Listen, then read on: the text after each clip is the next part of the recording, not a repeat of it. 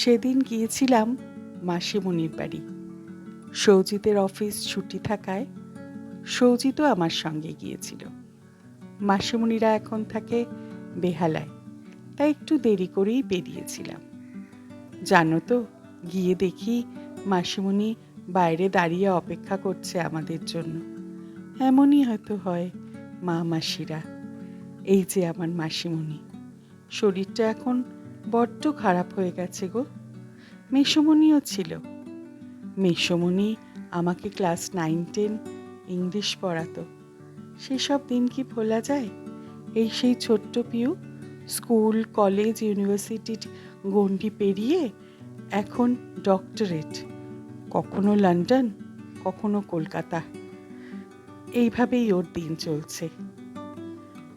মেসোমণি তখন বলছে, কেমন লাগছে আমায় কে জানে, সবাই দেখে কি বলবে, ভারী মজার মানুষটি।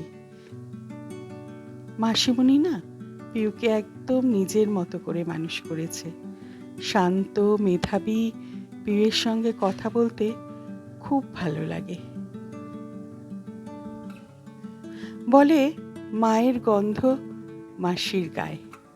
তাই সেদিন মাসিমণিকে পেয়ে আহ্লাদ করতে একটুও ছাড়লাম না।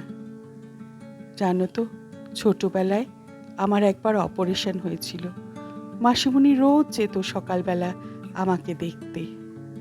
মাসিমণি সেদিন আমাকে পেয়ে এত খুশি হয়েছে, মাসিমণিও কিন্তু আদর করতে ছাড়ল না।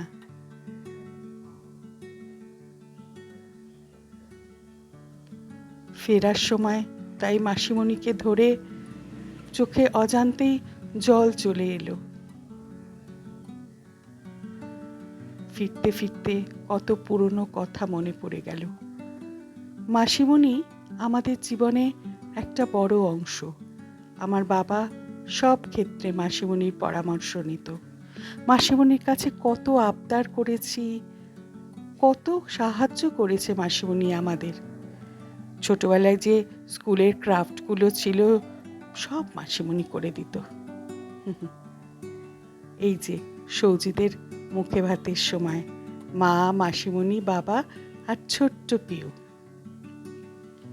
জানো, মাসিমণি এখনো পড়াশোনা করে।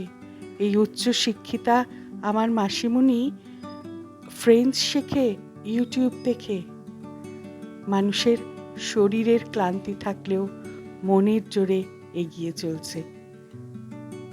দিনটা বড় ভালো কাটলো।